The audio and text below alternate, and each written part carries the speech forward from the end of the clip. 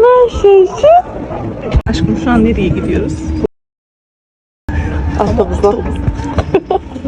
Ama avtobusla. Bakir. Bakir. İş görüşmesi girmeyemizde. Tamam git. Neden gitmeyiz? Oh my god! Wow! Tam kışkırtma. Mehriban. Necə keçdi görüşmələr bakalım. Yani hayallar ve hayatlar oldu biz için. Satış sferasında hiçbir değişiklik yoktu. Mekanlara girirsen sadece o mekanların kulluğudur. Biri imkanlı, biri imkansızdır. Yani bakırsan çok seviyeli ortamdayız ama ki maaş güzel.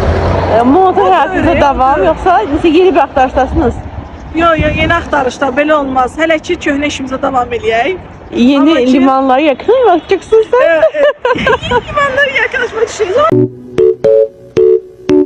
Sevirəm. Yəni bura mənim şəhərimdir. Mən Bakılıyam bu arada.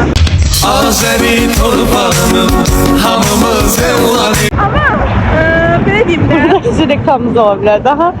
Bəli. Bəli, bu da sizin reklamınız. Az ola bilərdi ama maalesef Bakılar reklamıdır.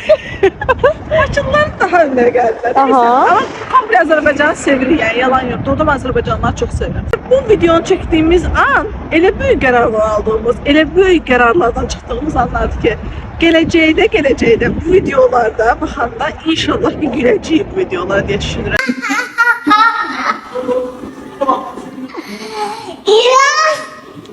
Aslında bu videolar mesela gülmektir zaten, gülüş Zaten yaratmaktır. gülməkdir. Özümüz və sizi güldürmək. Ama en önemlisi özümüz gülmeliyik. Bəli, Sizi de güldürebilek.